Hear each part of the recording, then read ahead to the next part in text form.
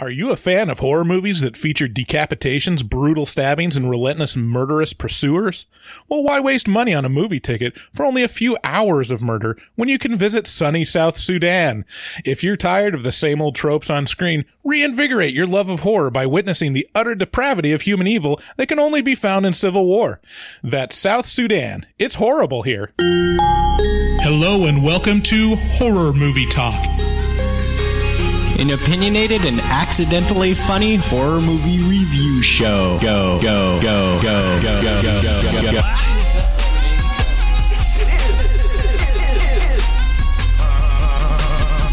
Just took a stroll through the scraggly woods. He had no face! Horror! Sabrina, don't just stare at it, eat it. New theatrical releases always get priority.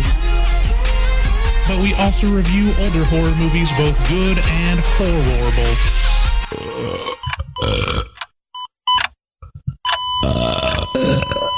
Wow, that didn't sound good. Hey, howdy, everyone. Hello. Did you sit on your balls again? I'm Dr. Bryce Hanson. I hold a PhD in spookology, and my friend over here is Professor David Day. I'm the foremost expert in scare no nos. So we're experts. So you can trust us and our opinions, and this is a horror movie review show. Yeah. And if you're new to the show, please check out our website, horrormovietalk.com. There you'll find links to all our social media, and you can contact us, the old episodes. We post new episodes every Wednesday. If you like or hate the show, leave us a voicemail at 682-253-4468. We've got a great show today. This is one of those where you don't hear a lot about a movie, but you hear people tell you, hey, this one's actually really good. And you watch it, and This came out of blows out your expectations. This came out of left field and just took my heart away. It was fuck you, David. Fuck you. And I was like, oh. When you have people like hounding you for watching Rat's Night of Terror, it's hard to see it's hard to see the forest from the trees. Yeah, it's hard to take like suggestions from listeners or even people that you trust. Yeah. Of like, no, this is actually good. You'd love it. Who suggested this to you? This was Dustin. Yeah, Dustin's always got. I'll take Dustin's takes every time. Dustin also suggested Possessor, which was fantastic. Yeah, Possessor's. I'd say that's my favorite movie of this year. That's even better than The Invisible Man. I don't know. I really loved The Invisible Man. That's fair. It's a great movie, but I think The Possessor eked it out. But to be honest with you, this one's pretty brutal too. This one's great. So yeah, like 90% of the recommendations are, we want you to watch this movie to see you be miserable while you talk about it. It's entertaining, I'm sure, but it's not fun for us. Yeah, and the numbers don't show it as being the best. Like, it's obviously not something everybody wants. It's something you want. But we got to give the fans what they want. So, what are we reviewing today? We're reviewing His House. Yeah. We'll start out by giving a brief review and our score for the movie. We score on a scale of 1 to 10, 1 being a miserable dredge, where it makes you angry, 5 being an average film that hits all the expected marks, and 10 being so good it transcends genre boundaries. After we give our score, we'll get into spoilers and take a deeper dive into what we liked and hated about the film. And then later on, you've been asking for it, you love it, we're going to play our favorite game. No way. Horror or porno. You got it ready. Wow. I got it ready. Look at you. I'm so excited. Now I'm amped. I was in a pretty dark place at the start of this episode, let me tell you. And now I'm almost feel like a human again. Yeah. Wow. So we watched His House on Netflix, and as you might understand from what we're saying, it blew me away. It seems to be only available on Netflix. Yeah. It's one of those that it would have been in theaters and would have been recognized if it weren't for COVID. Because it was at Sundance and then or Sundance or Cannes, I can't remember. One of those film festivals, and it got some attention, and then, the world shut down. And so it got on Netflix. It features one of the Doctor Who's. Yeah, Matt Smith. Yeah. Boy, I got some pain in my chest right now. I'm not going to lie to you. I felt it in the car on the way over here. And it's the same thing. It feels like a stabbing, like right near my heart. Right near my heart. How's your left arm feel? Does your left arm hurt? No. Okay, you're fine. Okay. You're fine. It's probably just a panic attack. I wouldn't worry about it. Okay. All right. Let's listen to the trailer. Congratulations. You're being released as asylum seekers, not as citizens, not yet. You will be sent to a home of our choosing. You must not move from this address. We are good people. Whether or not you're good people, it's not me that needs convincing. It's a palace. This entire house is just for us. It's going to be nice. You're going to be happy. As long as you can get along, fit in. Be one of the good ones. This is our home. All I can taste is the metal. You'll get used to it.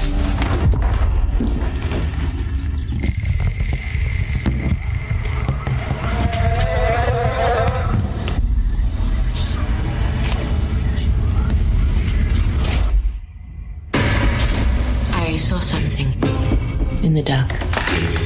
You have felt it too.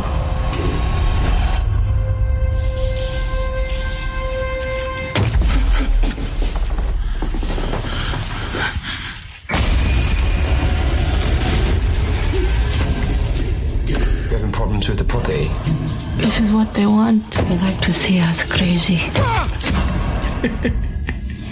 Let them send us back. How quickly you forget everything we went through to get here.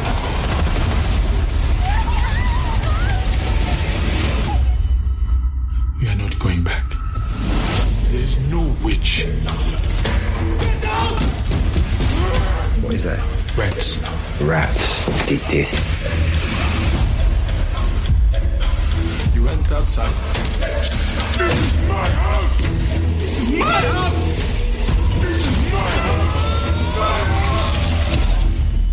You don't wonder what it tells me. It says I should be afraid of you.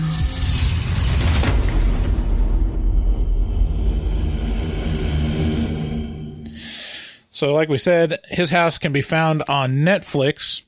It tells the story of two South Sudanese, I'm assuming. South Sudanese. Sudan refugees. is just north of there. Yeah. Yeah, I realized as I was writing up that ad, wait a minute, there's two different countries. Mm-hmm. There's Sudan and South Sudan. How much of a ego hit is the fact that your country is named after another? It's one thing to have like a state, like North and South Carolina, or West Virginia and Virginia, but an entire country, like a nation. How about a whole continent? Like, South America. We're south of.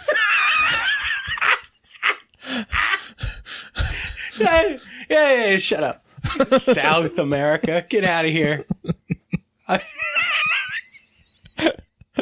It's all about the North Americans. Yeah. Okay. Anyways, tells the story of two South Sudanese refugees, Rial. Real. I don't know. It's kind of. I thought she was called Ria for the long time. Well, he kept saying Real. Yeah.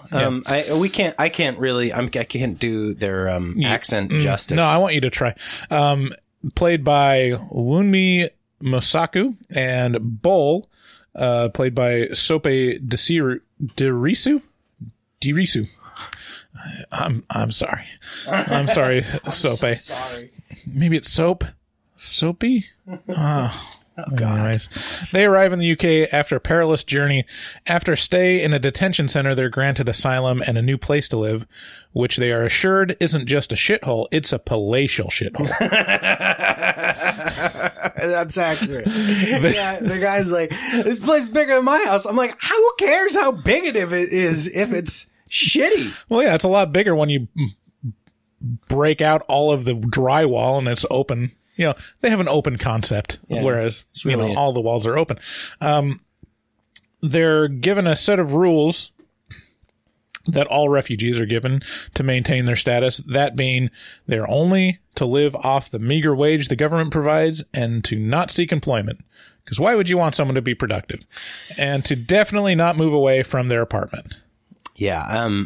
So yeah, my wife had to ask that question as we were watching this as well. She's like, why wouldn't they want to seek employment? And I think it has something to do with the fact that England is a socialist country, and therefore they have pretty strong immigration laws, and you can't just show up to a country that has a largely socialist backbone, because everybody pays a tremendous amount of taxes and they expect certain things from those. And if you just let anybody in to get all that free stuff, then my point is, I think that while they are in this sort of holding period, it's kind of like a trial period. Yeah, it's a trial period, or kind of like purgatory almost. It's like, we just got to figure out, you're not a citizen yet.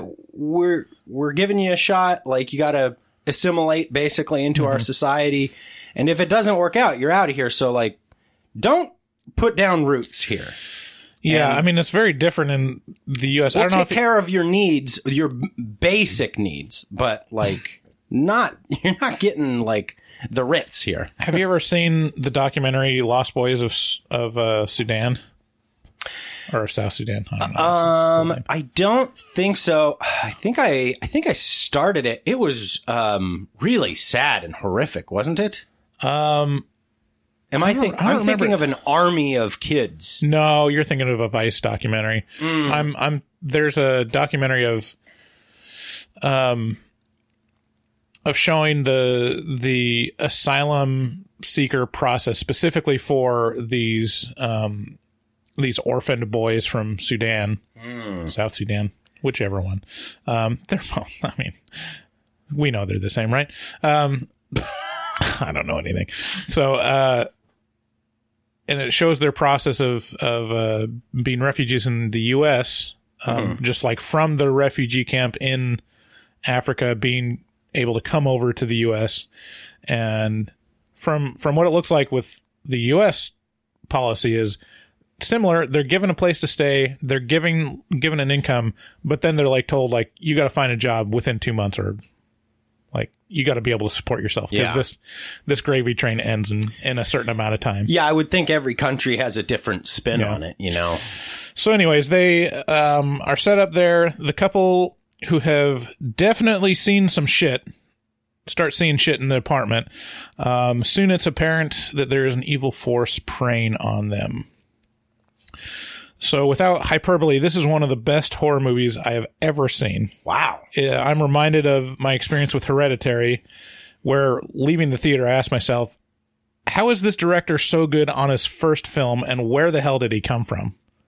Like, Ari Aster was that Hereditary was so fully formed and confident that it blew me away that, like, this was not a veteran director. Yeah, it's a shocking and very telling piece of, like, it's like watching a kid who's just got a gift, right, for some sort of sport or some sort of physical talent, and you're like, he could do anything he wants with that, right? So yeah, he can sink a 3-pointer every time, you know. Yeah. So the director, Remy Weeks, he's a UK director, and yeah, this is his first full feature-length film. He's done some shorts before, but man, it really blew me away. The main difference between Hereditary and this film is that I don't think I've ever seen a horror movie like His House before. I mean, sure, at its core, it's a haunted house movie, but the aesthetic and the subject material are uniquely new to me. Like, specifically, like, a refugee experience, and like kind of the cultural horror concepts of that culture. It feels like it's another experience. Yes, that's true. Yeah, you know how like Japanese horror has a very specific vibe. Right. Yeah, this has a very specific vibe, and it's a cultural vibe. Yeah. And I mean, it's not like completely foreign. I mean, it's not like not that you can't relate. And it's very obvious in listening to interviews of Remy Weeks, like he loves the same movies that I do. I mean, he's very into haunted house movies, and so he like cites The Shining, the House on Haunted Hill, the Haunting of Hill House, lots of hills and houses, and The Innocents, like all these really tried and true haunted house movies. Like he has a respect for them, but the difference is like this feels like it has a unique voice. Watching Hereditary, it's like it's kind of like what Quentin Tarantino does is just stealing whole cloth from other, things that movies from previous decades. Like Hereditary is Rosemary's Baby. It's it's like hard to say that it's not almost exactly like Rosemary's Baby. Like at least half of it is. Yeah, down to a lot of the imagery. Yeah, and then it's accentuated by like Ari Aster's flair for drama and like family tragedy kind of thing. But yeah, this is different. It feels completely new to me.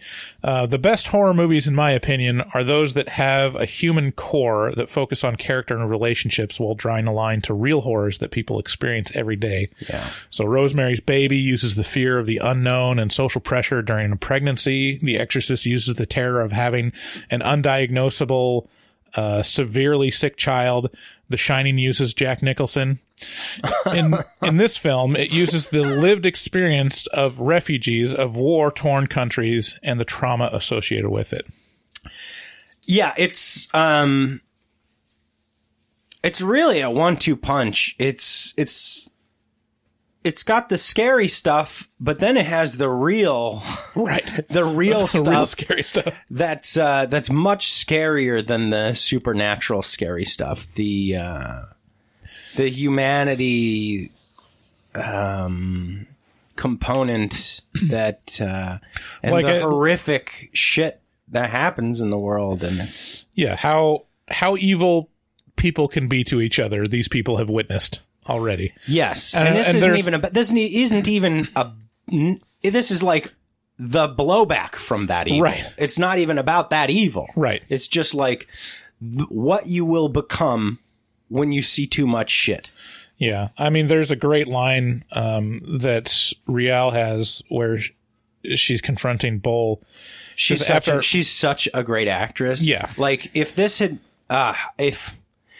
it wouldn't surprise me if she got some sort of nod from the Academy or from the Golden Globes. Yeah, I think this is going to get some attention. Do you? In awards. It wouldn't surprise me. It checks all the boxes, and she is a phenomenal actress. Like horror movies get no love, but the ones that in recent memory that have gotten some attention are similar to this, of really commenting on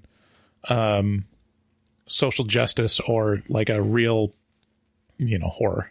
Yeah, and I mean, just to be super honest about it, I mean, black horror has made a massive, with Get Out kind of leading the charge. I mean, it's become the new hot shit thing, and it's been done really well instead of just like exploitation weird Blackula bullshit. Mm-hmm. Hey, don't knock on Blackula. It's the only one that comes to mind. Anyway, she says a great line. She says, "After all we've seen, you think I'd be afraid of ghosts?" Yeah. It's like, and she's not either. Yeah. So this is exactly the type of storytelling that the horror genre excels at. I mean, I'm using like really general, review language because like I think this is a really great film that's going to stand for a while, for me at least. Anyways, it's a type of storytelling that horror genre excels at. It amplifies real human emotions and fears to the level of overload, resulting in a uniquely empathetic experience. I'm really excited to talk about the movie and excited to see what Remy Weeks, the director, will do next. My score is 10 out of 10. I think it transcends genre boundaries. I think it's unique. I was scared. I jumped several times. I also cried. I felt a lot of emotions coming out of this movie, and it's going to stick with me for a while. Yeah. So, and I don't do that lightly. There's not many. I mean, the classic movies I give 10 out of 10, maybe. Right. I think, so the thing I'm struggling with right now is, it was so unpleasant, in a way that really makes you, kind of take stock of yourself and of humans. Right. It kind of forces your eye to the thing that you would never want to look at. That it was a truly unpleasant experience for me, not in necessarily a gratuitous way, like I hear a Serbian film or, some of these very exploitative films, I Spit on Your Grave, that kind of thing. It's more, it just leaves a bad taste in my mouth that I would prefer not to have to confront. Okay. And that speaks a lot to it. I don't think I enjoyed it to the tune of a 10, but on the other hand, you're definitely right. It obviously transcends. I mean, at about the halfway mark, it begins to very obviously transcend the horror genre. You go, oh, this is commentary on what it is to be human, and also all the good and all the bad, and it's very rough, and then it's got some triumph in it, Yeah. So you're right. It does transcend. I definitely agree. It does transcend the horror genre. I don't know that it'll be a classic. Yeah, I mean, that's fair. I don't think I did not enjoy it to the tune of a 10. So whatever that makes it, I guess I'll say those words about it. I feel like it sits right around a 9 or a 10, but it was truly unpleasant for me. Mm-hmm. And if you're someone who doesn't like that feeling, you could benefit from watching this. Right. This is one of those things where the teacher assigns something to you and you're like, oh, what's this piece of shit? And then it ends up changing your life. And you're like, yeah, but I had to read it. Yeah. And it's like, yeah, I mean, it's one of those things that I think it is life affirming at the end. In the end, it's very... Yes, it's triumphant. I wouldn't say... Yeah, it's triumphant. I wouldn't say it's uplifting. No. But it's... Yeah, it's... But it's real. Yeah. Yeah, it's real in the way that life is real. It's no storybook ending. This is how you deal with shit and move forward. Yeah. It's very much kind of a hero's journey kind of thing where the protagonists are changed at the end. They're not the same, and they can never go back to what they were. Right. And that's an important thing to see, and that's an important, story to tell. Yeah. Okay. So let's get into our mid-roll. Looking for the ultimate stocking stuffers this holiday season? Look no further, because our sponsors Manscaped have the tools to make this year's stocking stuffer or white elephant competition. Manscaped is the only brand dedicated to below-the-waist grooming and hygiene products. And great news, they just released their products across Europe and Canada and Australia. Put some more nuts on the barbie. So all our UK listeners in Australia and I guess Canada, we have some Canada listeners. Oh yeah, we just had one call the other day, Josh. So we've got the perfect package sent to us, which includes the Lawnmower 3.0. Oh, that's great. Which we both love. I love the LED light on it to where it sends a bat signal of my pubes as I'm shaving them off. In the dark. In the dark. You're sitting in a blacked out room. Yeah. No one's in here. What's that buzzing? It's nothing. But think about not only if you're a man, if you're a female, you're going to enjoy the products, and it's the ideal time to get them for your spouse or yourself. You're going to be spending money for the holiday season. Let's be honest.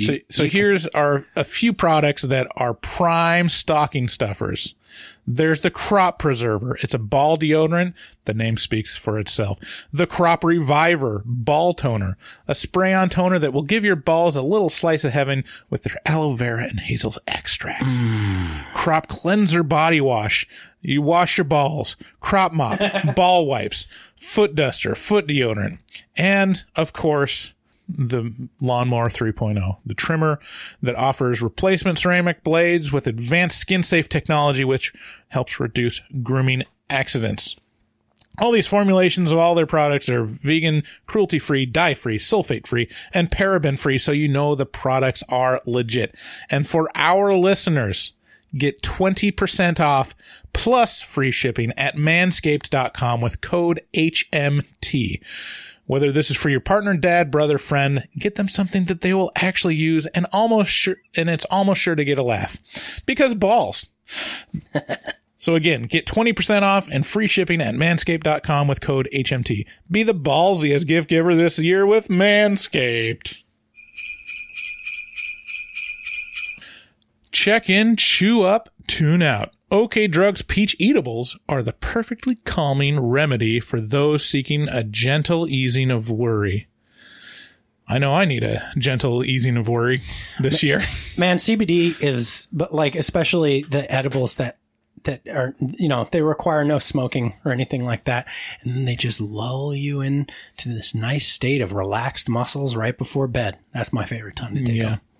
And these are gummies. I can't imagine a better way to take edibles than... Well, they taste good. OK Drugs gummies. And they go down fast. Yeah. Helps you shift perspectives, elevate experiences, and find clarity in crazy. Peach Eatables are vegan, THC-free, made with broad-spectrum CBD, not any of that narrow spectrum shit. This is the full... All the colors of the rainbow of CBD. That's right. To help relax. And L-theanine... Do you know what L-theanine is? I would ditch that. Theanine, it's written down here, so it's important. L-theanine to help you stay focused. Focused and relaxed. Feels like, do you get focused and relaxed when you take CBD? Not me. Well, I guess I don't lose focus. There's no change in my focus. Okay. Well, this helps you. Well, that's good. Stay focused. The Lord knows I could use more focus. Order your feel-good fix and use promo code HORROR to get 10% off today. Go to okdrugs.co. Use promo code HORROR, that's HORROR, to get 10% off your first order today. Also, if you want to support the show directly, go to our Patreon. It's patreon.com/horrormovietalk. We've got a great community of super fans there that talk to each other, that enjoy the perks that we have there. Probably the most desirable one, or the one that people enjoy most universally, is the Afterpod, where we leave the mics running after the regular podcast and just talk about our lives and stuff. Yeah. And people get to know us a little better. It's great. And they also, at a level, you get to vote on movies that we watch every month. You get one movie a month as a group of patrons to submit us to. Is like Rat's Night of Terror. Thanks a lot. Also, go to our website. There's a link at the top for Amazon. If you click through on that Amazon link on our website while you're doing your holiday shopping, we'll get a little slice of that. So if you're going to do a lot of holiday shopping during COVID season and avoiding the stores, make sure to click through the button in our banner. Also, COVID-19! Also, if you know people that are fans of Horror Movie Talk, give them the gift that they'll love with Horror Movie Talk branded t-shirts at the Horror Movie Talk shop on horrormovietalk.com. Also, please, as always, check out our resident artist, Dustin Goebel. He's a professional artist who fucks hard. He also takes commissions for artwork from HMT fans, and he has taken commissions from HMT fans, so I appreciate those of you that have reached out to him. Really helps him out. Contact him at dgoebel00 on Instagram. That's at DGOEBEL00 on Instagram, and make your artistic dreams come true. Tell him HMT sent you. If you want to leave us a voicemail, again, the number is 682-253-4468. Thanks again for listening. Let's get into spoilers.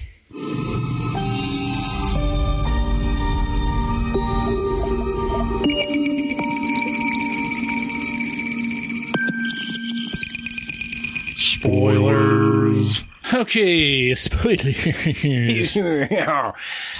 So yeah, we've already talked a lot about this movie, but let's get into some of the details. So it starts out with them, does not show a lot of their escape. It keeps it pretty close to the vest, but we're seeing them on a boat or on a truck with their daughter, and quickly turns into a boat. Quickly turns to them in a detention center. And well, there's some drowning, there's some splashing. Yeah, there's some splashing. It's not clear. It's very unclear. But when it gets to the detention center, they don't have their daughter with them anymore. So they lost their daughter, Nyagak, on the journey. Quite a name. Nyagak, yeah. Nyagak. Nyagak. Yeah. Nyagak?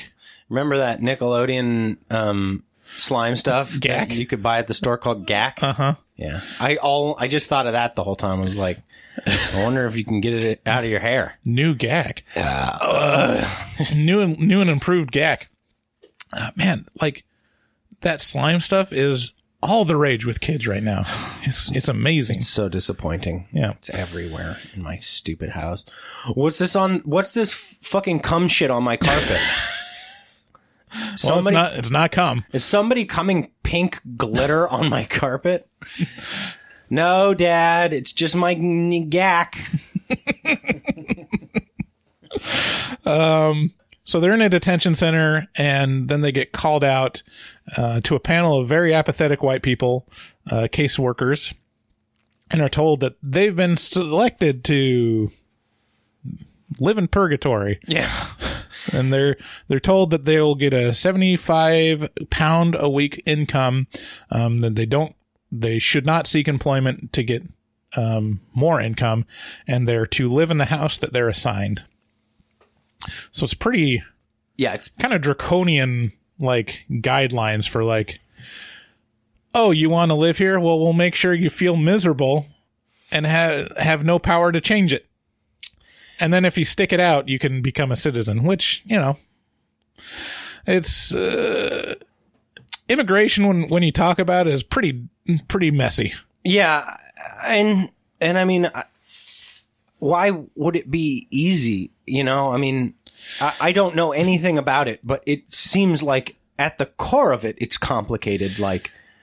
Yeah, the unspoken understanding is that these people have seen it all before, and they've seen people that just will not fit into the culture. Because these are asylum seekers. They're asylum seekers from a different culture, a different country, and just some of them aren't going to cut it. Not just a different culture in a different country. We're talking worlds apart in culture. Yeah. These South Sudan, as we get later into the story, we learn that South Sudan is comprised essentially of two tribes.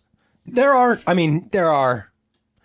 nothing akin to tribes in Great Britain.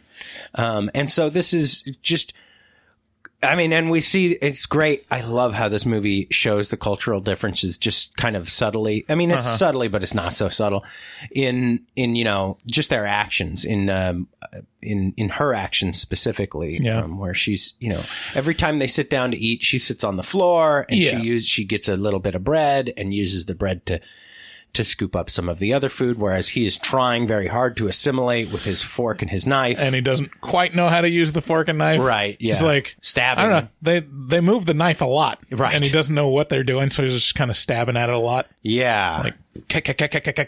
Yeah. All right. Maybe. Just myrtleizing whatever is in that bowl. Yeah. that was one of the things with the documentary Lost Boys of South Sudan.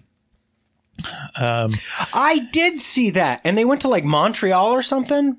They went to all over like the the Midwest, northern Midwest, and in like Montreal's America. in Canada. Yeah, in like America and Canada, though. I thought some of them I don't know ended if they up in went Canada. But yeah, the real interesting part was like realizing how far apart the worlds were, because they just you see like, oh, they don't know how society works, right? Like they don't, yes, like and just little tiny things of like the social worker, like, this is how you work a dishwasher, or like, this is water, you use it to clean yourself, kind of thing. You know, it's like and like seeing them like use products that aren't supposed to be used in a certain way or something, like they're using like, I can't remember, like vegetable oil or something as moisturizer. It's like, like they just, it's very hard for someone to fit in that has no compass, point of reference for like anything. Right. Yeah. It's but when you see them, like, and you get to know them, like, they're some of the greatest people. Oh like, my God. Super optimistic, like, just super willing to like make their lives better and be a benefit to society. It's just really hard. You know, it's kind of, and don't take this the wrong way, it's kind of like there's a low key example of this in America, and it's Utah. Like, it's Mormons. I'm listening. Kind of. Like, I remember as a kid, like, introducing my Mormon friends to certain things that they were just like, what?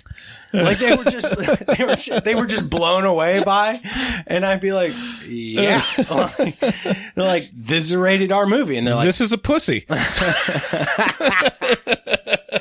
This is a rated R movie, and they'd be like, what does that mean? And I'd be like, no, come on. How innocent is your Mormon friend? Well, this was probably second or third grade, but okay. But nevertheless, it was like, it was watching them. It was just like the intro scene in 2001: Space Odyssey. Every time they were so innocent and just like just eager to soak it up. You know, it was right? Like, you're really from a different little culture, aren't you? Yeah. I mean, I remember. And me back at them, me being like, so what do you believe? Because I believe in Jesus. And they're like, I believe in Jesus too. But there's but there's like a bunch of planets and some stars. You get stars every time you have a kid. And I'm like, go on. I was like, what? You get a star like in the sky? And they're like, yeah, I mean, you might not be able to see it, but it's there in heaven. And I'm like, wait, what? I don't know. You know, this is little kid me interpret. You know, yes, again, yes, exactly. You know, this is me being like, what? Yeah. I mean, I remember when I was a little kid hanging around Kevin and his brothers, and I would just titter with laughter whenever they swore. I was like, yes. They said shit. It was just such a novelty to me that people swore. It just made me laugh so hard. And then, yeah, getting exposed to like, I mean, I think we watch rated R movies pretty young. Our family was not as conservative as the most conservative Mormons. My dad coming home drunk every single night, and little Andrew being like, what's the matter with him? I was like, what do you mean? Why is your dad falling over? Why is he so happy? What do you mean, Andrew? What's it like at your house? Go over to his house. People are playing checkers at night. And I'm like, what the shit is this? And he's like, he said shit. Yeah, I mean, yeah, it's definitely, if you've ever had the experience of being around people that are exposed to a completely different culture or completely different experiences, it's a really important human experience to realize, like, oh, my way is not the only way. My experience is not the only valid human experience, and they're not wrong. No. There's no right or wrong. They're not dumb for not knowing things. Yeah. It's just like it's not in their life. It's just different. Yeah. Like, I've never been in a strip club. That's weird. And I don't care to go. You'd care. If you went. I don't. You'd care. I would be so uncomfortable And I know Jason's going to make a meme out of this now, but I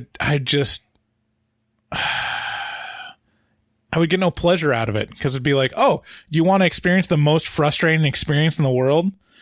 No, thanks. That's every club. night at my house. Heyo! Heyo! Fucking kill me. All right. So yeah, what were you said you had a list of travel guidelines for South Sudan that you wanted to read? So as I was watching the movie, I was like, I wonder how bad South Sudan really is. So I looked up the travel advisories. Turns out pretty bad. On travel.state.gov, which is a good place to look before you go places. And here are some of the things that page has to say about South Sudan. Violent crimes such as carjackings, shootings, ambushes, assaults, robberies, and kidnappings is common throughout South Sudan, including Juba. Foreign nationals have been the victims of rape, sexual assault, armed robberies, and other violent crimes. Armed conflict is ongoing and includes fighting between various political and ethnic groups. Weapons are readily available to the population. In addition, cattle raids occur throughout the country and often leads to violence. So watch out for them rustlers. Reporting in South Sudan without the proper documentation from the South Sudanese Media Authority is considered illegal, and any journalistic work there is very dangerous. Journalists regularly report being harassed in South Sudan, and many have been killed while covering the conflict. Okay, now here are some interesting points if you decide to travel to South Sudan. Take an AK. Avoid travel along border areas. Avoid demonstrations and public gatherings. Even events intended to be peaceful can become violent.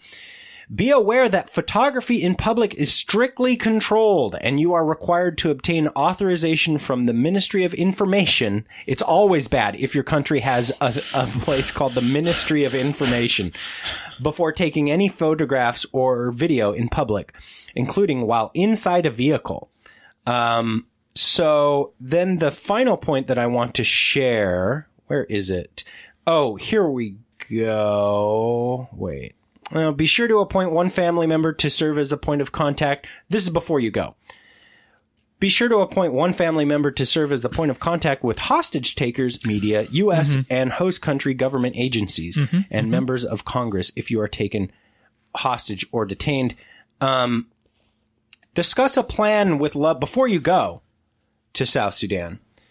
This is one of the top bullet points. Discuss a plan with loved ones regarding care/custody of children, pets, property, belongings, non-liquid assets like collections, artwork, etc., and funeral wishes. Yeah. So make sure you write your will before Prepare you leave. to die. Whew. Because it is a real possibility. Yeah. I don't know why anyone wanted to leave. So after they're given this opportunity, a slightly less apathetic caseworker, played by Matt Smith, takes them to their house, shows them around. It's a laughable shithole because it's like, oh, it's great, it's huge, you get the whole place to yourself. Normally you'd get a much smaller place with a lot more people living in it. Yeah. This is all to yourself. It's a paradise. And he opens the door and the door completely falls off the hinges onto the floor. It's like, oh shit. Well, that needs to be fixed. But everything else is just as crappy. It's great. Just there's very much a sense of you're on your own, but you have to obey the rules because the guy he breaks the door, falls off the hinges. He's like, okay, well, there's a hardware store down the road that you can get screws. So, I mean, just make sure you fix that up. And then continues to lead them through the house. And, the walls have holes in them. And there's old pizza that has cockroaches just completely covering it. And he's like, oh, yeah, that stench. Just open a window. That'll clear out right away. Yeah, it really can't be understated how gross this place is. Yeah. Let's just say that. There's holes in the wall. There's electricity doesn't work. Yeah, it's just it's essentially a roof over your head. Yeah, that's it. So they're left to be there. And there's a real emphasis on, like, you know, fit in. Yeah. Make it I think the original panel basically said, make it easy for people. Be one of the good ones. Right. And they say, we are good people. We're one of the good ones. It's like, yeah, we've heard it. But just don't make waves.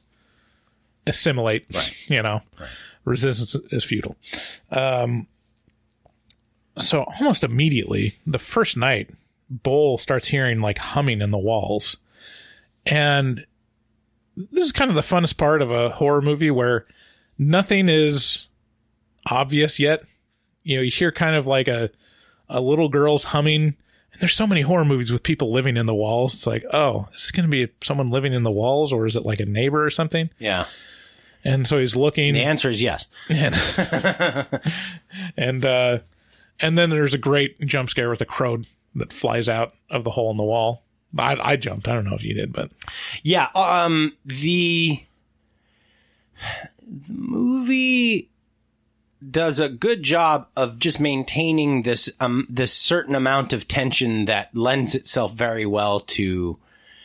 I mean, you're in a strange place that you don't want to be. It's gross, and it's like quiet with the ambient noise of the neighborhood outside, which actually this movie would be unbearable if it weren't for the ambient noise of the neighborhood outside. And I noticed that quite a bit. There was always somebody running around outside or breaking bottles or an ambulance going by or something like that. And, yeah, the spook level would have been off the charts were it not for the normal sounds that were happening. But anyway, yeah, all the scares in this were very effective. Yeah. And it gets pretty surreal pretty quick. I can't remember.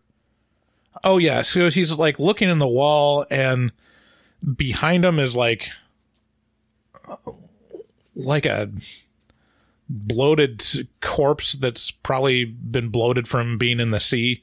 So you ask yourself the question is like, oh, is he being like haunted from his experience in the boat wreck? And is this PTSD?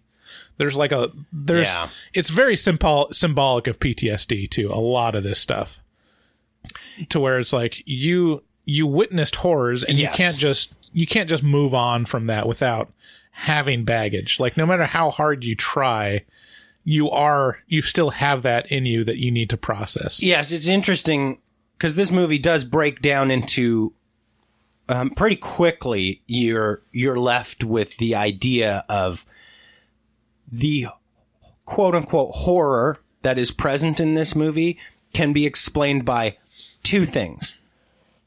Kind of the overarching thing being PTSD, but then the much more apt description would be survivor's guilt.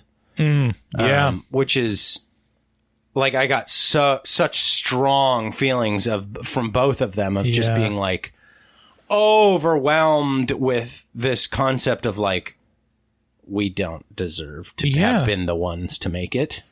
And the things that you do to survive. Oh, yes. Yeah. And how those lead to survivor's guilt. Right. Like, very, like, it's like, I did these things. I had to do them to survive, but it makes me a bad person. If I did not do it, I would die, but I have to live with those things anyways because I'm alive. So, yeah. Bull is bought into this whole concept of fitting in. He really wants to. And then his first outing, he has a good experience. He finds some kind citizens. They are at a church, and they like, hey, you're one of those refugees? I got something for you. Yeah. And instead of stabbing him in the gut, they give him like a care package full of like toothbrushes and soap and stuff. Yeah. It's like a really, and this stuff, that's one of the things that Remy Weeks talked about, is that he wanted to represent, you know, it's not a black and white thing. It's not like xenophobia versus refugees. Right. There are good people, and this happens all the time. Like, in every city, there's a church that helps homeless people. You know, there's churches, there's people that actually care and are doing like great things. Not only are there good people and there are bad people, but there are bad people who do good things and good people who do bad things. Right. And dicks who are nice. You know, this thing of like, well, if you believe this, you're my enemy. Well, that is exactly the kind of thing that leads to the kind of conflict that these two had to escape. Right. This thought process that things are only black and white leads to you killing your neighbor. Right. And that's bad. Yep. Yeah. I wish the ability to deal with cognitive dissonance was higher in society in general. I mean, of just being able to hold two concepts in your head at once without, without simplifying it. It's like, you know what? They are diametrically opposed to this philosophical ideal compared to me, but we have so much in common. Right. Like that doesn't mean you have to hate him or whatever. Right. So yes, it's a scourge on humanity, and it's an indication that education has failed you. Your education is lacking if you believe that everybody who believes X is bad, and that goes for people who hate. This goes for religion, especially religion and politics. These two things are the most divisive and diabolical separators of people in the world. I mean, that's like literally the definition of politics is those differences. Yeah, like that's what it is the unreconcilable differences in society where people divide themselves. Yeah. Yeah, I wish there had been a little... This movie did a good job of that, of being like, look, there are good people in bad situations and bad people in good situations and that kind of thing. And I wish there had been more because the stuff that was there was... it was nice. Yeah. You know, it was like, oh, okay, there's hope. Yeah, so Rial experiences is different. She really experiences some xenophobia on her first outing, and she is definitely leaning towards staying connected with their home culture. And she goes to her first outing is to basically go to the doctors when she arrives. Like, there's a nice nurse and is basically like saying like, you know, how's it going? You doing good? You know, having just come from being mocked and like vilified for being a refugee, you know? And so she's kind of like, I'm done with this shit already. Yeah. And the nurse is like, oh, that's pretty. Like talking about her necklace which I think gets no reaction. And then it says like, oh, I like your scars. She has like these scars next to her eyes. Yeah. This culture is one of these tribes, at least, from South Sudan does, body marking. Body marking. Scarification. Yeah. So, and that's when she opens up to the nurse and says, yes, these I got when I was a little girl. And then after my entire family was murdered, I gave this to myself and showed these scarification, designs on her arm. He says, because these are from the tribe that killed my family, and these are from my tribe.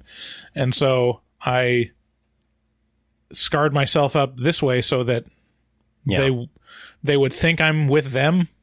Yeah, so that neither side could own me, and I could fit in with either side because otherwise I'm at risk of being killed by one side or the other. Yeah, the defining quote of her character comes at that moment, and she says, I survive by belonging nowhere. Right. So she's like... That's brutal. Yeah, I mean, that's the difference between her and Bull, is Bull, like, wants to have a place. He wants to belong.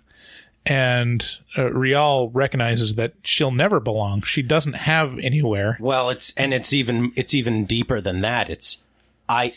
She's resigned herself to belonging nowhere, and that's how she will survive. Right. She's done belonging somewhere because that's how you end up dead. Right. Yeah. I mean, and these differences are on display during one of these dinner scenes we already talked about, where she's still, laying down, like sitting down on the floor. She's using bread to pick up, other food, in a traditional way. And when Bull comes, he's like, well, next time let's use the table. And, and he brings out the fork and knife and he's like, you gotta belong.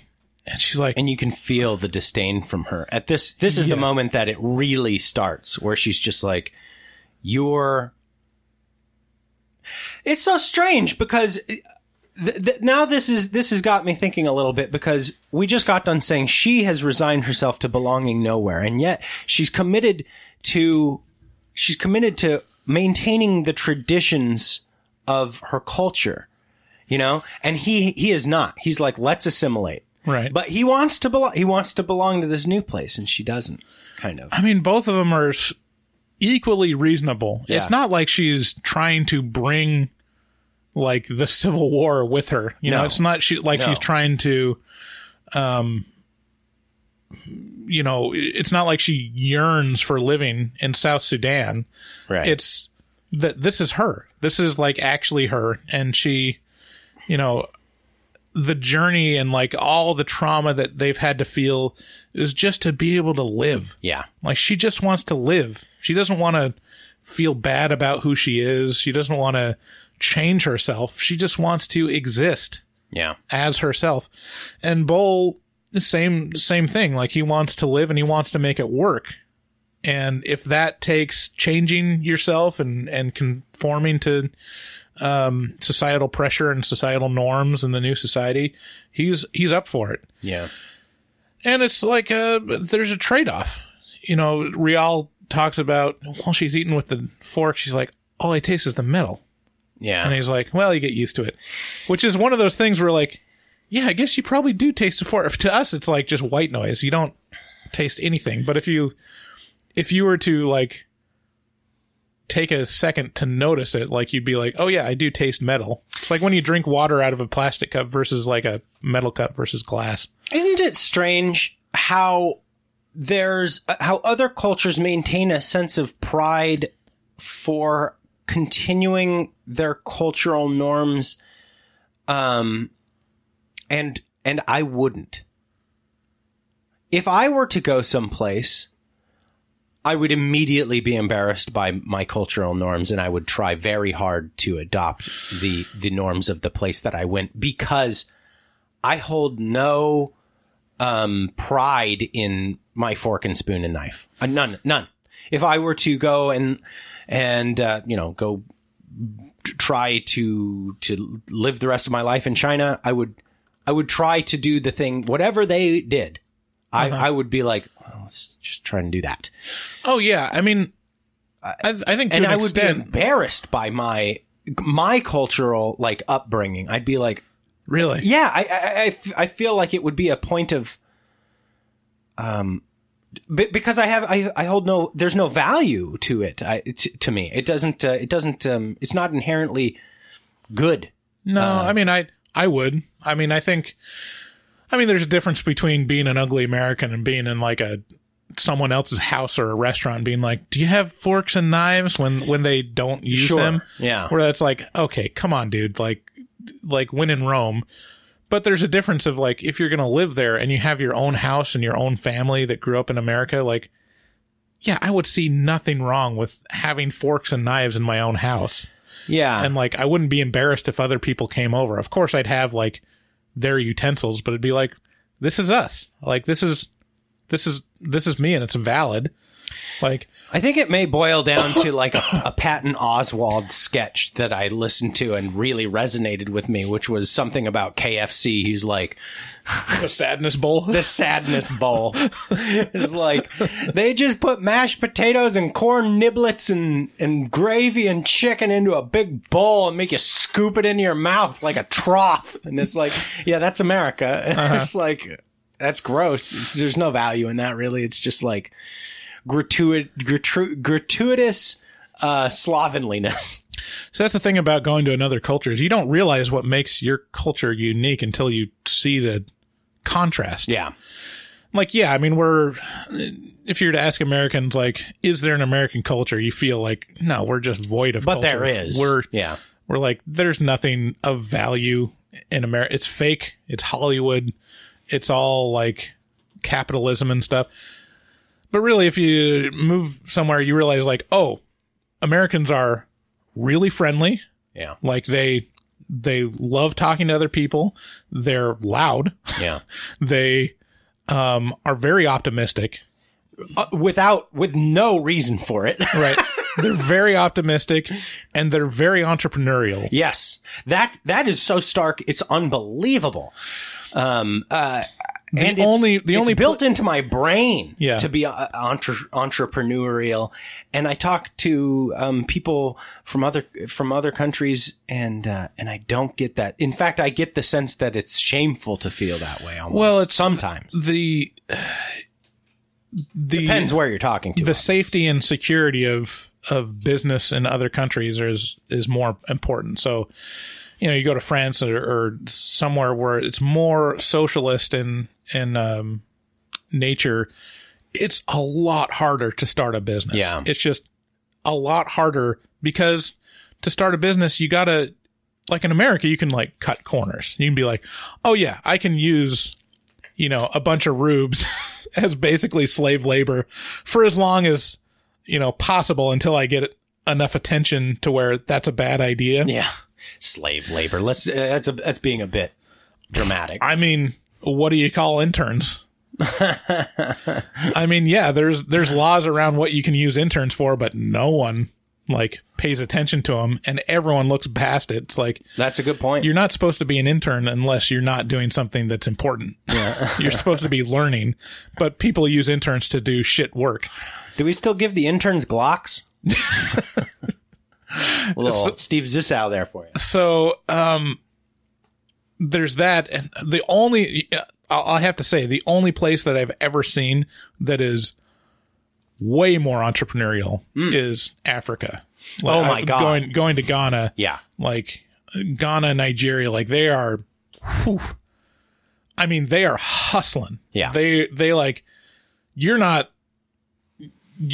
like doing the normal thing unless you have at least like 3 side hustles. A couple hustles. Yeah. No one cares about their main job. It's like, yeah, you get the main job to pay the bills. Like you get the side businesses to live your life and do what you want, which is like how it should be here. Yeah. And cause it holds true anywhere. It's like, yeah, you can have security and you can do, your professional job. But if you really want to like have some walking around money, do your own thing. Yeah. So anyways, yeah, it's good to see different cultures. Cultural differences are great. Rial starts seeing shit too. They both, she sees it for what it is pretty quick. Yeah, she sees it for what it is, and she pretty quickly confronts Bull and says like, "This is what happened," and she tells this story, from her village, where a poor man in her village who accidentally stole from an apeth by the river. An apeth is a night witch. A peth. A peth? Yeah. Okay. When the thief built his home, the apeth moved in with him and haunted him. Rial believes that an apeth has followed them from the sea, and if they repay their debt, the apeth will bring Nyagak back to them. So, yeah, apeth or a night witch is haunting them, and she totally accepts it and is on board with this, and she's like talking to it. She's like, oh yeah, it's just me and the night witch. We're just talking about how we're gonna,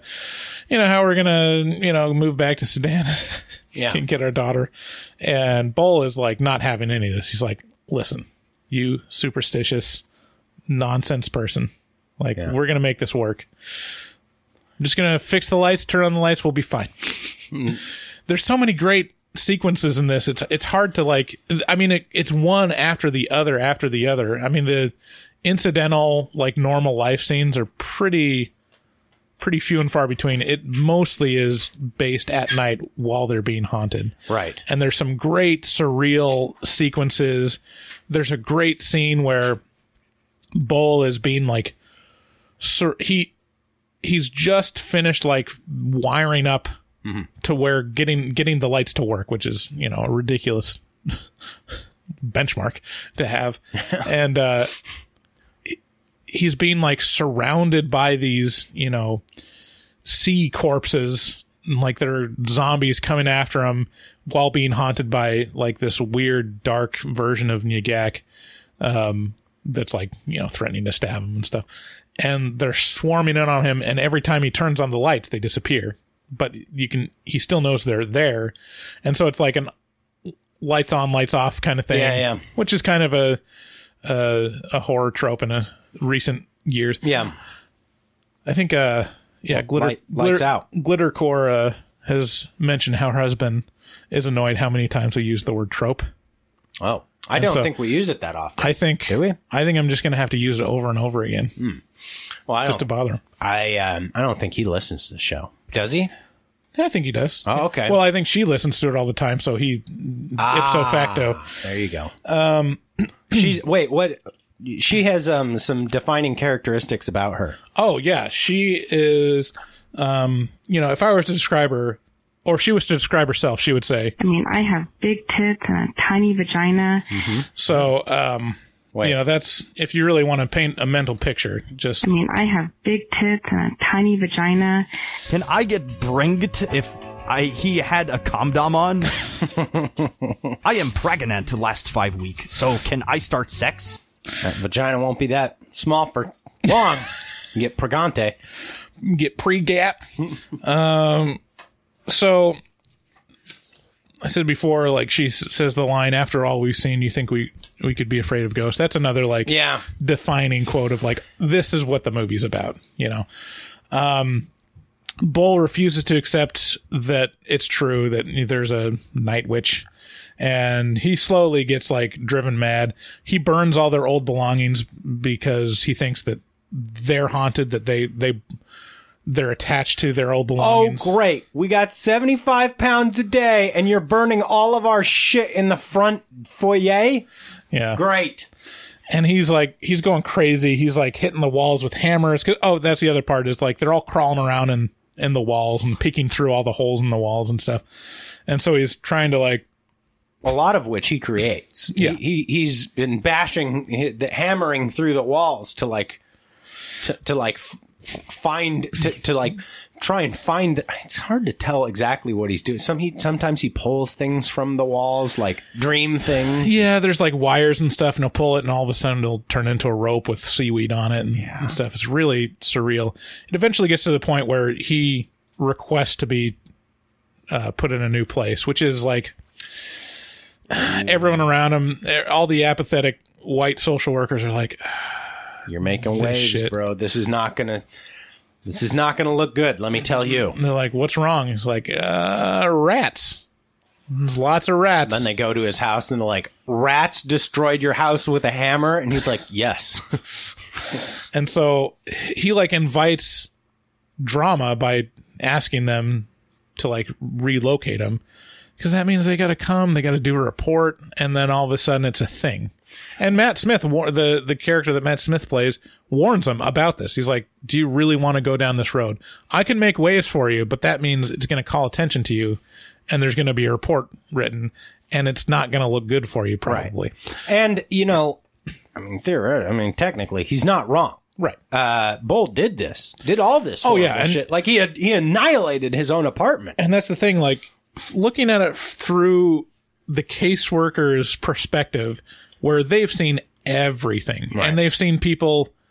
I mean, that house is probably trashed by other, refugees. Decades like, of fuck this thing in particular, because they just either don't. I don't know. I mean, there's so many things that go into it. Is like the hopelessness of your situation and the apathy that you're feeling about your situation. Is like, yeah, fuck this wall, or like, I got to plug in this thing or power this thing, so I guess I'll just rip out these light power cords and stick it on this thing. Well, and there's an aspect of, like, if you're given something, you don't treat it as nicely as if it's something that is yours. That right, right. If you don't take it ownership. So they come and they see like this place is utterly trashed, like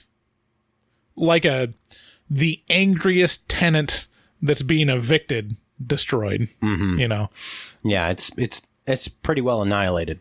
And while he's talking, like, Matt Smith is like, "You don't look good, you don't smell good." Like, all these things are just like baseline, listen, we are judging you.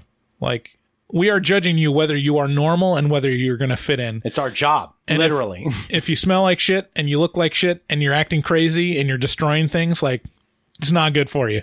Yeah. It's just not good. But it's done with like it's I mean, not really subtle, but you can tell Matt Smith is really trying to care. Like, he's seen it, but he has empathy and he knows, like, he understands. Right. But he also understands, like, this can be hopeless. Like, this sometimes does not work out. Right. And it's tragic. And, you know, there's only so much I can do. I mean, the kindest thing you can do for someone in that situation is square with them. You know? It's just be like, look, the honest to God truth right now, it's not looking good for you. Right. You gotta shape up or we're literally going to ship you out. Yeah. And there's nothing I can do because I'm just a little cog in a big machine that is built specifically to look real closely at you and go, is he chill? And if you're not fucking chill, sorry. Yeah. Like, you get spit out.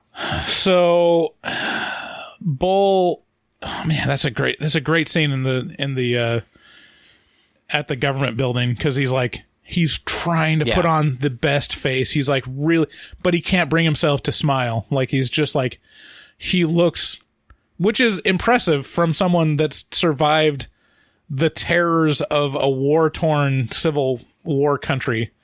And he's like, this is the amount of stress that he's feeling, where he like crushes the glass of orange juice that he's holding just from the intensity of his emotions. Yeah, you know? I can relate. Yeah. So,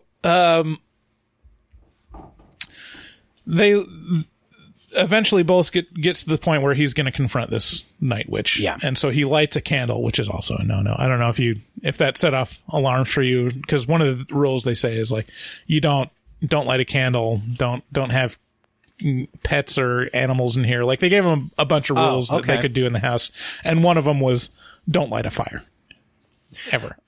And so he put a candle in the middle of the room, and I'm like, that thing's gonna catch fire. And he's gonna have a big old burn spot in the middle of his house, and their social workers are gonna come and like, this shit now.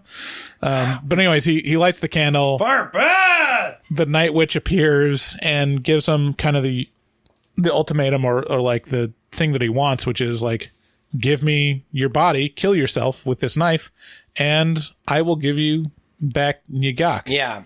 And Bull realizes like, oh, he wants me to do it because he can't touch me. Yeah. Like, there's nothing he can do to harm me.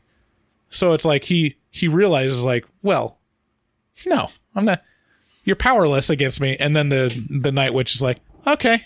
And then immediately like transports his mind, this dream. It's basically like a Freddy Krueger kind of thing. It's like, okay, I can't hurt you, but I can make you see some horrible shit that you're not gonna want to live through. Yeah, I can drive you insane with my powers.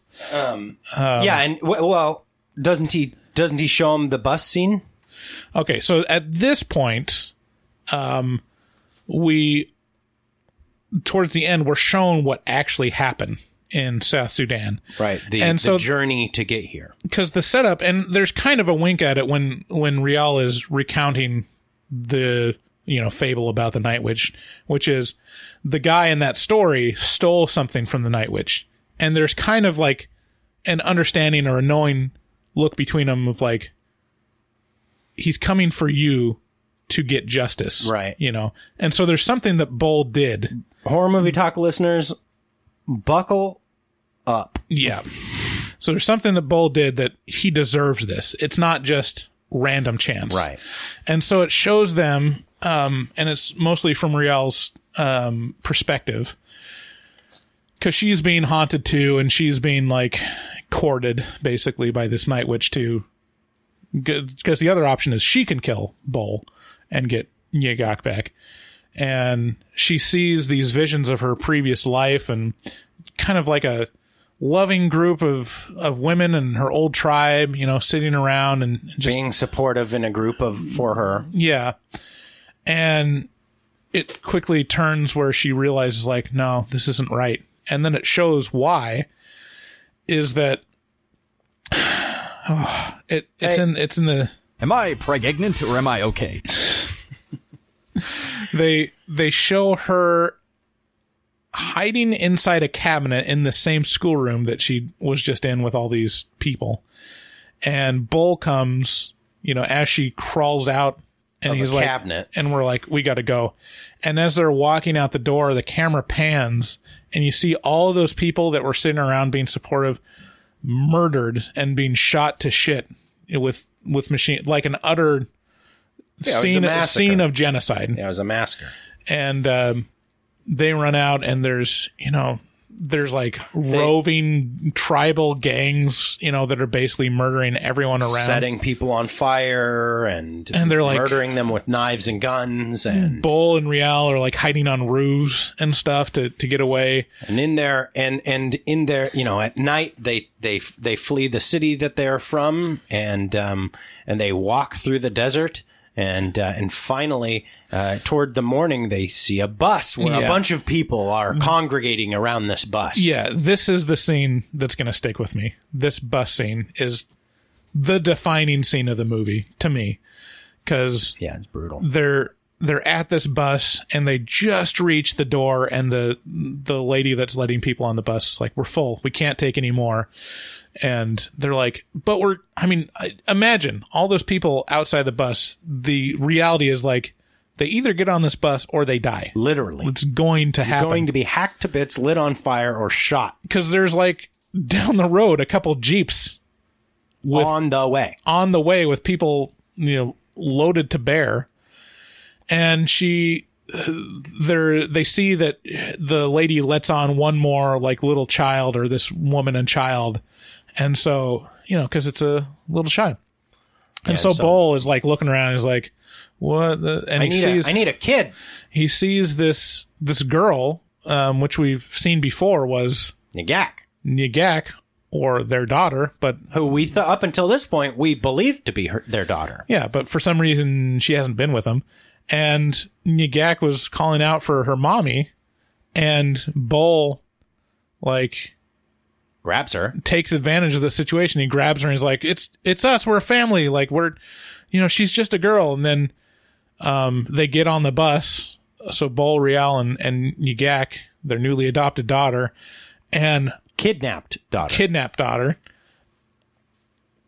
It's horrifying, because Nyagak's mom starts yelling outside the bus for Nyagak, and Nyagak is calling out for her mom. They basically kidnapped this little girl to survive, to be able to get on this bus. And then they get on the truck that we saw in the beginning, and Real promises to keep her safe. The reality is, like yes. But the bus drives away, and the insinuation is her mom is slaughtered. Right. As they drive away. So the thing is, like, it's horrifying. You feel like that is, I don't know. You can't even say it's a shitty thing to do, because the reality is, like, Nyagak would not have survived if that didn't happen. It kind of numbs me out. Like, it's utterly, like, pretty numb. Yeah, it's it's nihilistic. It's just utterly, like, hopeless, but also full of hope. Of hope. It's the weirdest feeling watching this. And then it shows them on the boat, and they get in a wreck, and then Nyagak drowns. Mm-hmm. So they had failed in their promise to keep her safe. So that's what the Night Witch was coming after them for, is that they stole a woman's child to save themselves, and the child died. And so for justice, he's coming after him. And so Bull, there's a scene where it's like, will they, won't they? In terms of, will Real kill Bull, or will Bull kill himself? And spoiler, the decision is Bull cuts himself to let in the Night Witch.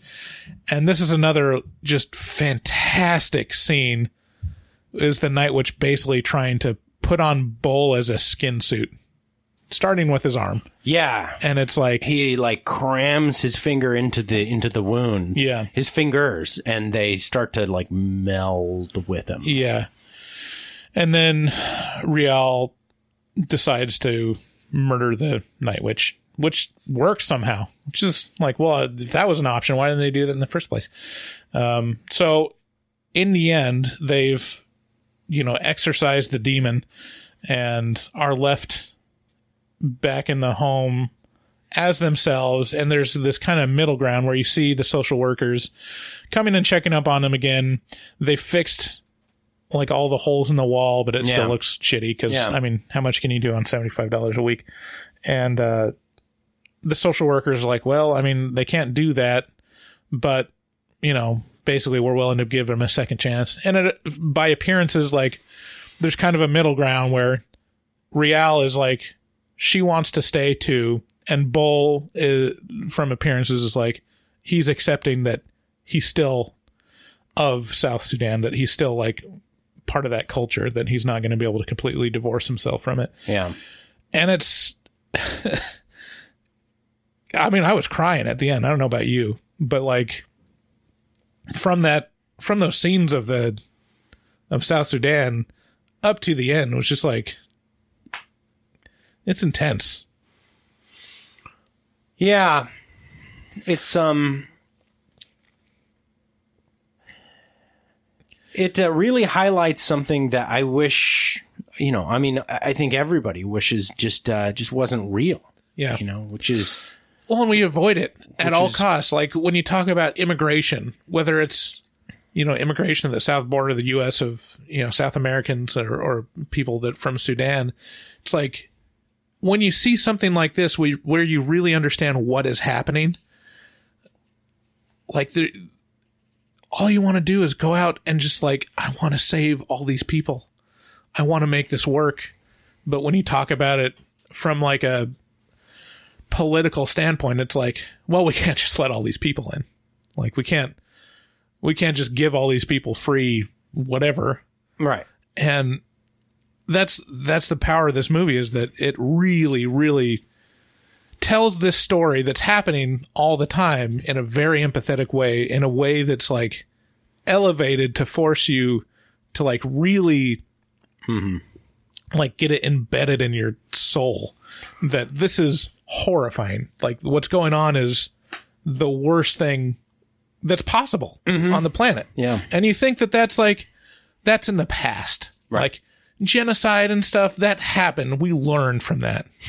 Like we've gotten past that. It's like, no, it's happening right now. This is something I've been saying for 8 months. Like it scares me to think about where our country is right now. And the veil of society is thin. And I've been to some places that have shown me, have highlighted my respect for how nice the place that I live is. Right. You can talk a lot of trash about the United States, but let me tell you, if you've ever been to some real sad or scary places, what we have here is special. And anybody who lives in a place that is stable, and if you're listening to this podcast, you have a lot to be thankful for. Yeah. Not the fact that you can specifically listen to my beautiful voice, but the fact that you have some free time to not have to worry about whether or not you're going to be eating or safe. Yeah. I mean, that's the thing. Like from when I was a kid, my dad took us to... And people's desire to be violent with each other or to hate each other is bad. Yeah. It is bad. Yeah. It's poison. It is human poison. Yeah. I mean, it shows like... Do not vilify the others. There is a social contract, because in places where there's not, it's horrifying. I mean, that's the thing that I learned, in my younger years too, when my parents would take us to third world countries, it's like you realize, like, oh, this is what actual poverty is. This is how bad it can be. And even the things that we saw were not the worst that those countries had to offer. Yeah. But if you talk about, and it's a weird relativistic thing, and, you know, it's not to, like, not be empathetic towards poor people in America, but the poorest of the poor in this country are not going to starve to death. It's just impossible. You can't starve to death in the U.S. Yeah, I mean, and quite frankly, you're going to the likelihood of you being overweight is pretty high if you're poor. And, you know, you're not going to be pursued by roving gangs of, like, murderers. You know, it's like there's a baseline stability here that you take for granted, and you don't realize what other people are going through. Yeah. So, anyways, who would you recommend this horrifying and depressing yet somehow uplifting experience to? You gotta be if you've made it through this and it sounds look, I mean, so like I'm a fan of things that are extreme. Just generally speaking, I always want to see more than I should, or hear more than I should, or whatever. And that bites me fairly rarely because of how jaded I am. But sometimes it does bite me. And but I think generally speaking, those bites usually, like in this case, it's good. Yeah. Like it was a good thing to have happened. It was just unpleasant. Yeah. So if that sounds like a time to you, then go for it. I mean, I think everyone that listens to this podcast should see this movie. Like, it would not surprise me if it did show up in. Also, if your thing is awards, you know, like film awards or that kind of thing, if you want to stay up on it, it wouldn't surprise me if this was nominated. Yeah, I mean, it's on another level. Like, it's worth seeing. I mean, if you're, but also, I mean, it doesn't have that strange feeling of like. It doesn't have that strange feeling of being like super independent. It doesn't have like a real indie feel, which is a lot of times associated with these sometimes called preachy films, which is good, I think. I haven't seen like a quote unquote preachy film that's the thing. Like, I can't even say that it's preachy. It's kind of had a Lady Bird tinge to it, you know, of like this veneer of high budget, but also like kind of trope following. You know, it does a lot of things different. Yeah, it's that I'm interested in how, you know, why and how they chose that. Yeah, I think the greatest thing about it is it feels very new and very unique, but it's also very familiar. Like, it's not. Yeah. It's at its core still a haunted house movie, and if you love haunted house movies, you'll love it. But if you want something new, if you don't want to see the same haunted house movie, if you don't want to see just like, okay, here's another interpretation of The Turn of the Screw, like here's the fifth one this year, then you can see something like this. Like, it's really hard to be creative and innovative in this genre. Yeah. Sometimes it's just like film technique. I mean, if you look at Paranormal Activity, it's like, in essence, that's the same thing as Poltergeist. Yeah. You know? There's not anything new in the world, but in this case, it feels so unique and so new and fresh. Yeah, it's like, I thought this often, it's like Hotel Rwanda, but with like a horror, like a strong, intentional, paranormal aesthetic. Right. Yeah, but it is like Hotel Rwanda. Yeah. Oh, yeah. Okay, so that's our final recommendations. Let's move on. Welcome to the Hotel Rwanda. All right. Well, on that note, let's play horror porno.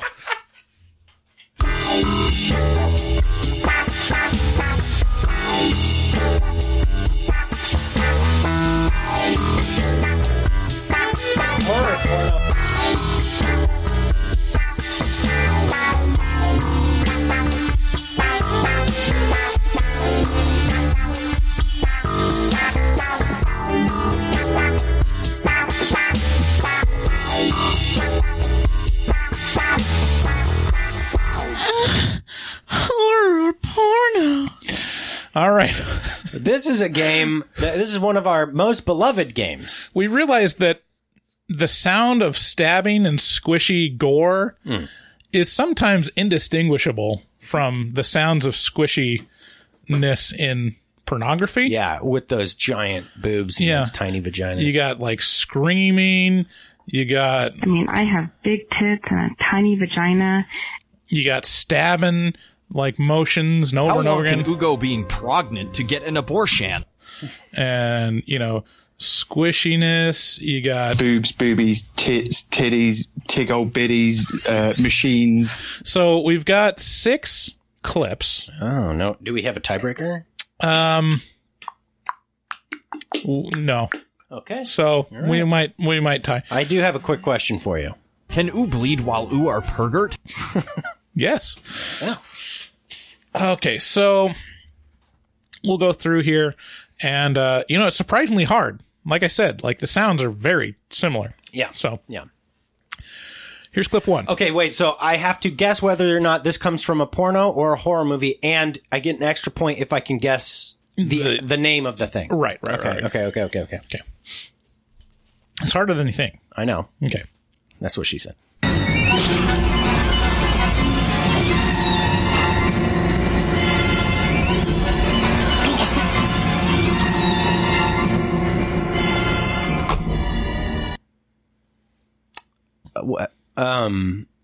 Okay, wait. I'm going to need to hear that again. Yeah, it's kind of hard to hear. Some of these aren't the best audio, but, you know, I mean, there's not a high production budget in horror or porno sometimes. Yeah. You know? Yeah.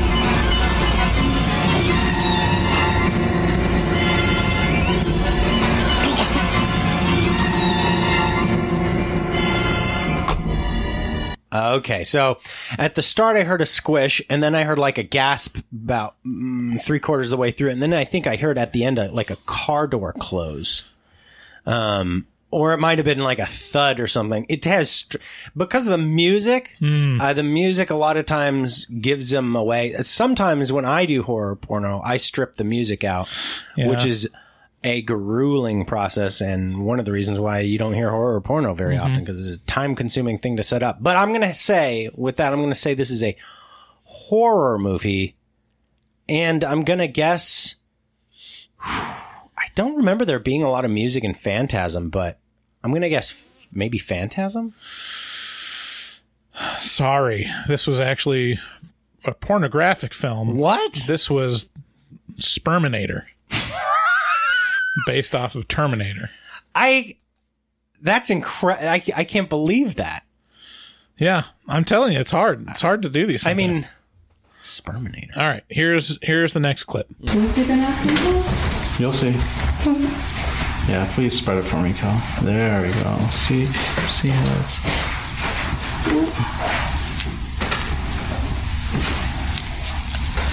It's actually the highest amount of capsaicin you're legally allowed to have in an ointment.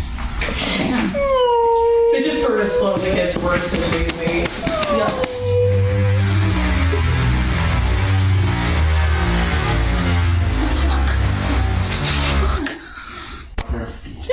No! Why? Because they just want to watch you suffer. That's why. How does it help that they're jerking off to your tears? Help me. I don't know. Yes. No. Yes. Horror or porno? I feel like that was more jarring than his house. Can I hear that again?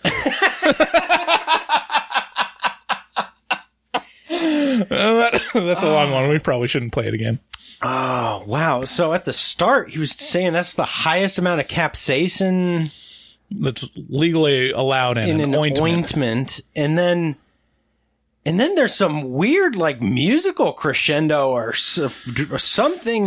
Yeah. That was horrific. And then crying, and then it's like, I just want to watch you suffer. That sounds like, frankly, a clip of somebody being murdered. Like, I listen to a lot of bands that have clips of people actually being murdered. Like, there's this one band called Fluids, and then another one called Dragged into Sunlight, and they have a lot of clips of, that seems, but it does seem also a lot like porn. I mean, they do mention jerking off. Yeah, it seems... Okay, I'm going to go porno because it seems like... I mean, there's a lot of porn that I don't watch, and this would fall under it, but it seems like some of that, I don't know what it's called. Mean porno? Yeah. Owie porno. Like literal torture porn. Yeah. Ugh, gross. Okay, well, so that's my guess. That's a really good guess, but you're wrong. This was from Goosebumps 2. Shut the fuck up. That was from Goosebumps 2? Yeah. But it just... It doesn't seem... That was like an evil puppet doing that to one of the main characters. Oh. Danger Ops, transient sex. Will it hurt baby top of his head? Well, so it was 0 for 2. Goosebumps 2? Let's go for the next It was 2. Yeah, you probably haven't seen that one. I haven't seen anything. There's some pretty intense shit in that. I don't believe you. Like... I feel like a trick is being played on me. All right, here's another clip. Can't hold the gun. I'm choking.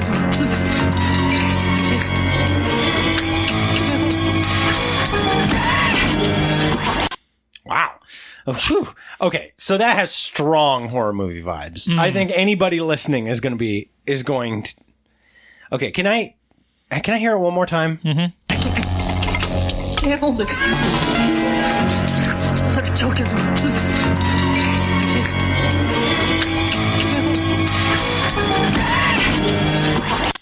Okay. The beginning, he says he can't hold it. I'm gonna choke, and then towards the end, he's like, I'm gonna let it. I'm gonna drop it. And then something happens. I assume to his head or neck. So definitely a horror movie. That's number one. I was just thinking about something like this. Is it Castle Freak from like 93? This is... I'm sorry, David. You're just like... What? You are not getting these. This is a porno. No. This is from The Sexorcist. Where do you find these? You just got to look for them. I mean, it's the same thing. Sexorcist? It's the same thing with Lifetime or horror. It's like you got to find the ones that are just right on that razor's edge. Yeah. Could be either I mean, you're one. definitely right about that, but it just seems unlikely. Yeah. Okay. Well, next clip. Have I gotten one? You have not gotten one. Jesus. I'm sorry. That's, like I said, it's a hard game. I feel really good that I've set this up. Did most you women feel pregnant before find out? Number 4. It's a fart sound.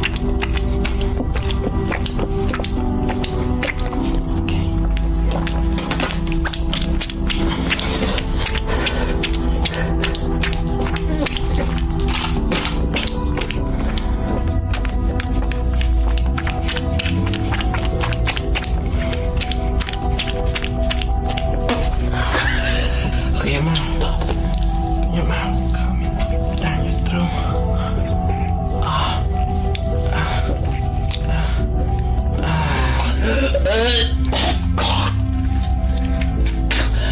Oh, God. Girlfriend ain't had periods since she got pre-gat. Oh my God. Horror or porno? That's the most confusing clip that you've played yet. Is it? Because it has this overtone of like loving, caring music along with a bunch of farting and squishing. Like very mucusy sounding. I have the weirdest boner right now.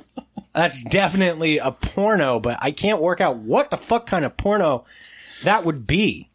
I mean, yeah. Yeah, porno. I think you should go against your initial inclinations on the next round because you are wrong again. Wow. This is from the blockbuster Jaws. That's not from Jaws. It is. It's when they're cutting open the shark and Richard Dreyfuss throws up. Shut the fuck up. There was like fart sounds and like obviously put it in my mouth. You don't recognize the obvious John Williams score, but all right, we'll move on. I'm sure you can get at least one. I mean, you've lost the game. I'm getting angry. You've definitely lost the game, but maybe you can get one or two. Here's the second to last clip. Oh, okay. This is the fifth.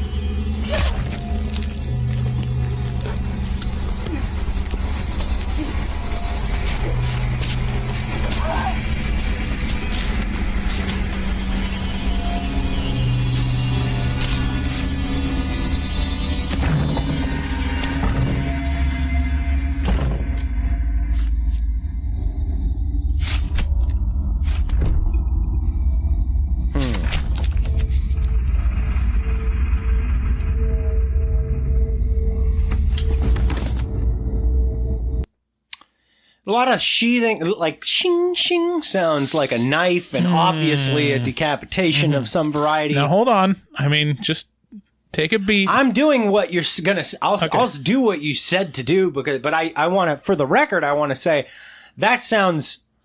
I mean, it very obviously sounds like a horror movie, very obviously. But I'm just gonna say I'm gonna go against my better judgment and say that is a porno. Now, I don't know what it could fucking possibly be other than maybe, you know how some of the pornos are like real true, like a lot of them are just like a setup, and that's what the porno's named after. It's like pizza delivery guy shoves it in her butt for, and and then it's like, hey, I'm a pizza delivery guy, and then the rest is nothing about a pizza delivery guy. It's just sex. This could be like one of those ones like Pirates, where the whole thing is a really porno, but I don't know. So swashbuckling porn? Well, not necessarily Pirates specifically on this one. Maybe it's like more of a horror vibe. All right, so you're going with porno. Yeah. All right. Well, good impulse, because this is a porno. Okay. This was from Ghost Lusters. Ghost Lusters. And in this scene, it was one of those fuck machines. So that's like what you're hearing. Oh, that's where kind of a mechanical the sound. metal sound came from? The gears. Okay, all right. Okay, last one. So you got one for 5. Let's see if you can tag on one more. Last clip. Want me to fuck your ass up? Fuck my ass! There you go, baby. Turn colors. You ain't fucking me unless you turn color. Yeah? You ain't fucking unless you turn color. Watch them thighs fucking shake. Kill that shit. Oh. She's fucking good. That's a good girl. That's a good girl. A big dick to take out. I'm the only man. Brutal like that.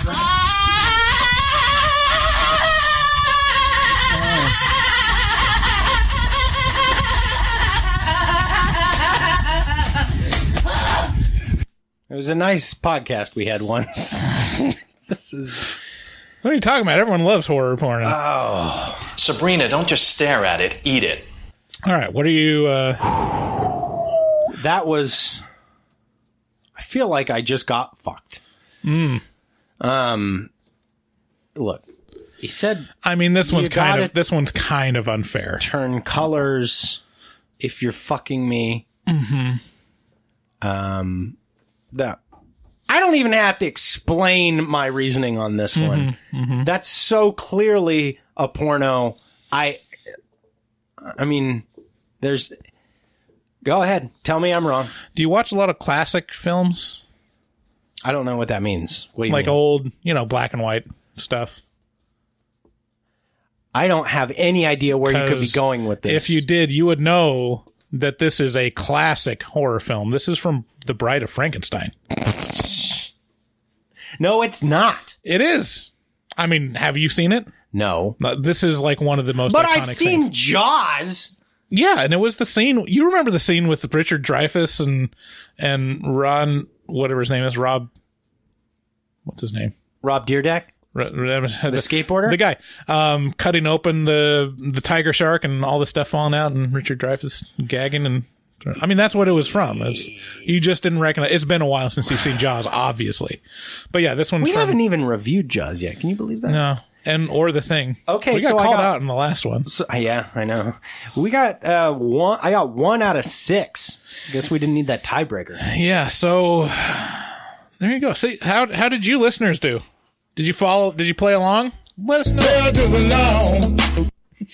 No, they did not. I mean, I have big tits and a tiny vagina. This is what we've become. So that's where we'll leave it. Let's do an outro song for horror or porno.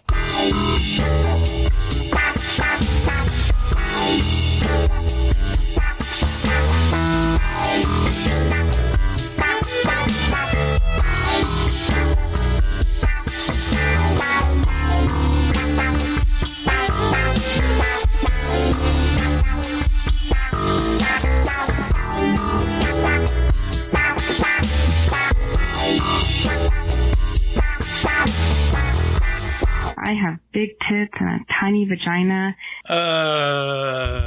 Okay. Thank you so much for listening to this weird and disturbing episode. Thanks to all our listeners and anyone new. If you liked the show, whether you're new or not, share it with a friend. Let other people know that there's a cool and hip, funny podcast. Cool. Yeah. Called Horror Movie Talk. Share with a friend. Leave a review on a platform that has reviews, maybe. Also, if you want to support the show, check out our Patreon. Actually, just go to horrormovietalk.com and you'll find lots of ways to support us. Remember our sponsor, Manscaped. If you need ball trimming solutions, use code HMT at checkout to get 20% off and free shipping. Special thanks again to Dustin Goebel for, number one, recommending his house, and also number two, always doing the featured artwork for each episode. We really appreciate it. You are the rock star. Check him out at dgoebel00 on Instagram. And if you need to leave us a voicemail for one of the next episodes, call 682-253-4468, and we'll see you next time. Happy holidays. We love you. Bye. Bye. Looking for a podcast full of burps and gas, perverted cast, skinny and fat? Look no further. Horror Movie Talk is accidentally funny, begs to donate money, fake sponsors for dummies, and so much more. New episodes every hump day. They'll pickle your dickle for foreplay. Patreon members have it your way. Vote for a movie every month for the review. Choppa choppa, don't just stare at it, eat it like a taco. Put your tongue through the phone, hoodie, Picasso. Look at them hot kids, swear not a pedo. Got me too'd with Cosby eating jello. Pudding Pops done gave Bryce flatulence. Train addict Dave doesn't give a shit. 1 through 10, is it horrible or excellent? Oil me up, daddy, is dinner rumps. Kiss Bryce Hansen. Look at them hot kids, Chris Henson. Masturbate with a crucifix, exorcist. Face huggers, chest bursters, alien. Linda Blair peed on Sigourney Weaver. I know it's true cause it came from social media. Patrick Bateman can't understand you. Stab you to death for rotten apple reviews. Opinionated podcaster with a doctorate. Spookology, doctor of philosophy. Bad gastritis, need colostomy. Turn Patreons into human centipedes. David Doobie Day, scare him, no expert. And Goebel fucks hard, professional sexpert. Afterpods, taglines, and porno flicks. American Psycho, them guys pretty sick. Choppa choppa, don't just stare at it, eat it like a taco. Put your tongue through the phone, hoodie, Picasso. Look at them hot kids, swear not a pedo. Got me too'd with Cosby eating jello. Pudding Pops done gave Bryce flatulence. Train addict Dave doesn't give a shit. 1 through 10, is it horrible or excellent? Oil me up, daddy, is dinner rumps. Nothing good happens in the woods. Always get more than you bargained for. Got a pickle to dickle, machines tickle bitties. Killer on the phone, ain't no Sharon Stone.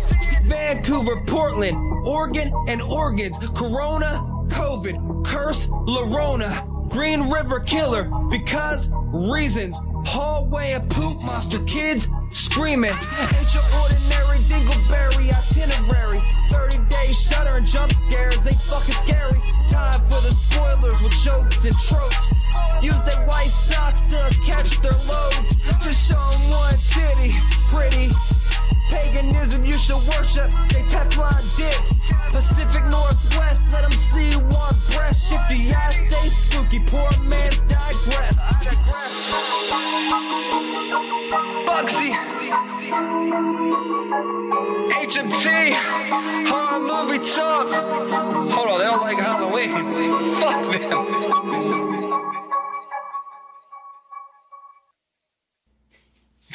I'll splice that in.